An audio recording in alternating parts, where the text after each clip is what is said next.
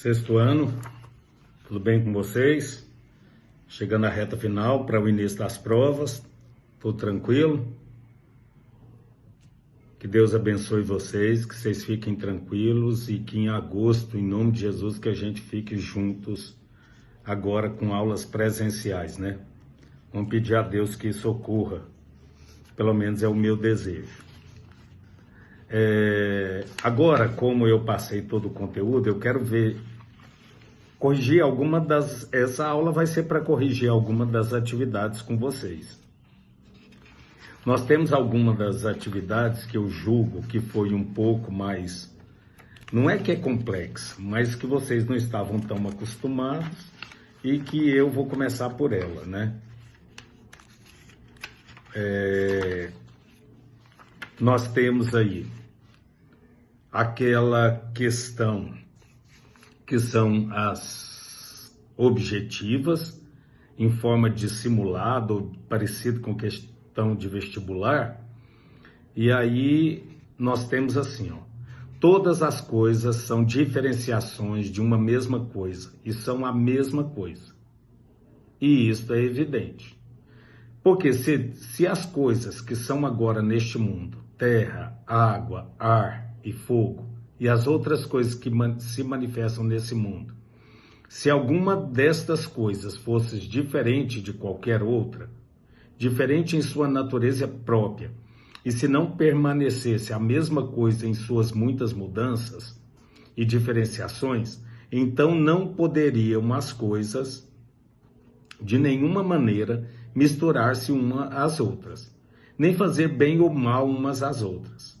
Nem a planta poderia brotar da terra, nem um animal ou qualquer outra coisa vir à existência, se todas as coisas não forem compostas de modo a serem as mesmas. Todas as coisas nascem através de diferenciações de uma mesma coisa, ora em uma forma, ora em outra.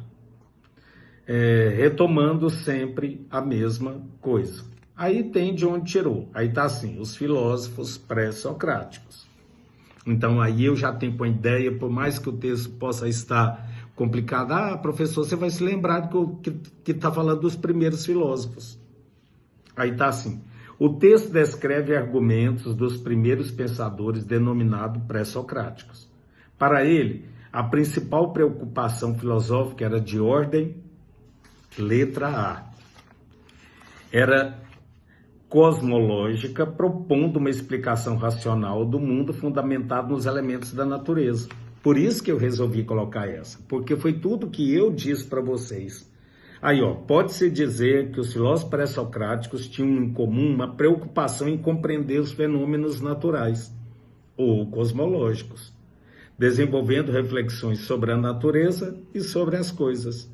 Eles estavam em busca da arqué, um elemento primordial, né?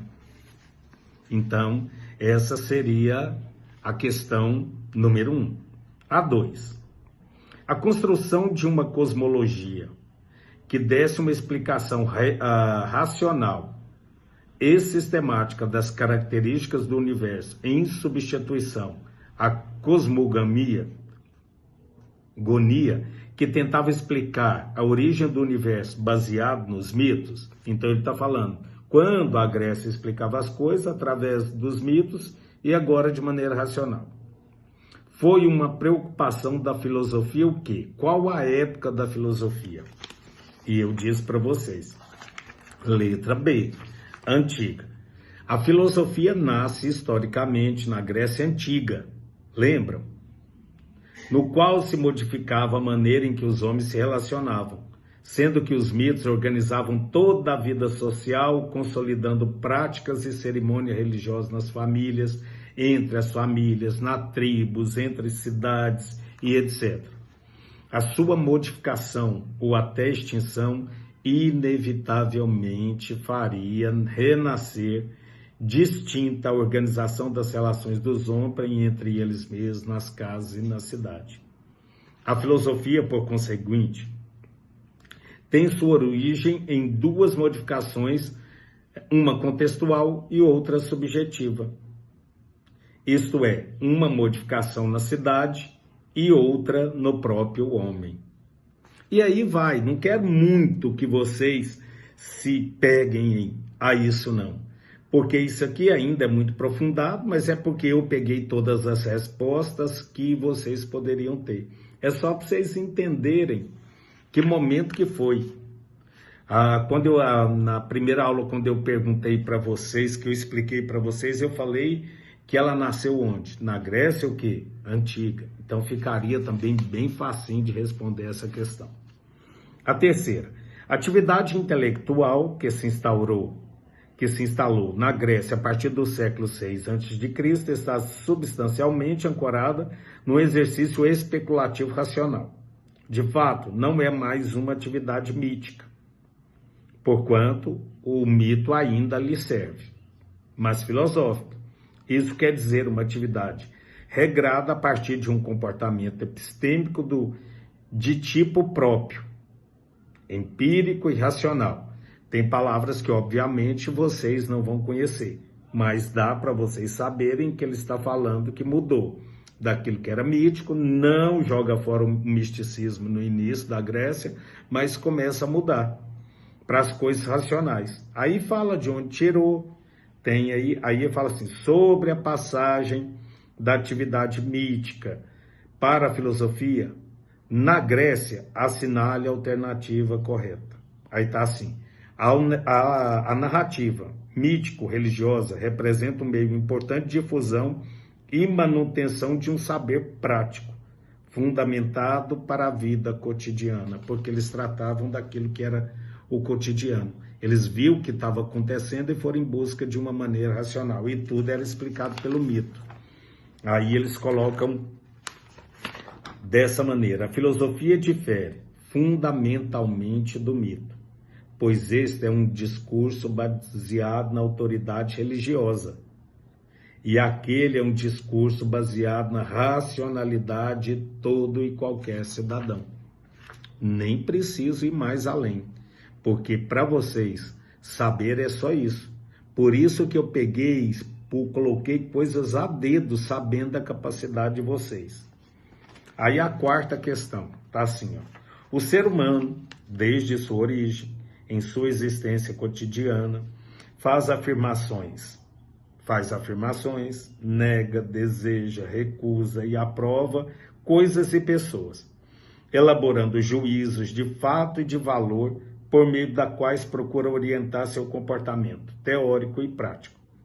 Entretanto, houve um momento em sua evolução histórico-social em que o ser humano começa a conferir um caráter filosófico às suas indagações e perplexidades, questionando racionalmente suas crenças, valores e escolhas. Nesse sentido, pode-se afirmar que a filosofia. Então ele te dá um texto contando como que foi a história. Depois ele fala assim, a filosofia veio de que maneira?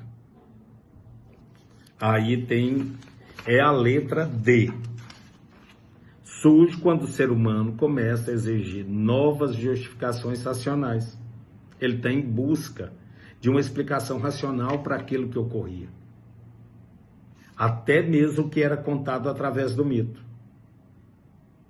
Racionais que validam ou invalidam suas crenças, seus valores, suas práticas, em detrimento da verdade revelada pela codificação mítica. Então eu pego aquilo que era o mito e começo a questionar aquilo até eu chegar à realidade e à verdade.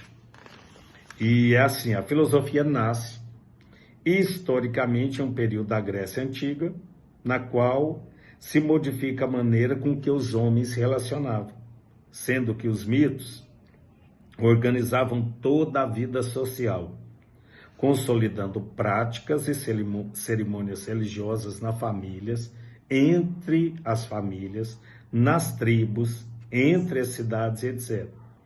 A sua modificação ou até extinção inevitavelmente faria renascer distinta a organização da relação dos homens entre eles mesmos, nas casas e nas cidades. E a última questão, a filosofia nasceu na Jônia, no final do século VII a.C. O conteúdo que norteia a preocupação dos filósofos jônios é de natureza? A mesma coisa da primeira questão. Deixa eu ver se é a primeira questão. É, da primeira questão. Tá assim, mitológica, antropológica, religiosa, cosmológica ou política. Cosmológica, é a mesma coisa da primeira questão. Então, seria a questão D. A filosofia da escola jônica é também chamada de filosofia cosmológica. Isso porque é tradicionalmente conhecida por pensar a origem da natureza e das coisas. Então, fica essa questão. Uma outra atividade 3 que nós pusemos, como são chamados os primeiros filósofos? Filósofos pré-socráticos. Depois tem assim, por que esses primeiros filósofos também foram chamados filósofos da natureza? Acabamos de responder aqui. Isso porque é tradicionalmente conhecida por pensar em a origem da natureza e das coisas. Você pode ver que eles pegam o quê? Elementos da natureza. Por isso que eles também são chamados de filósofos da natureza. O que os primeiros filósofos buscaram? Uma explicação racional,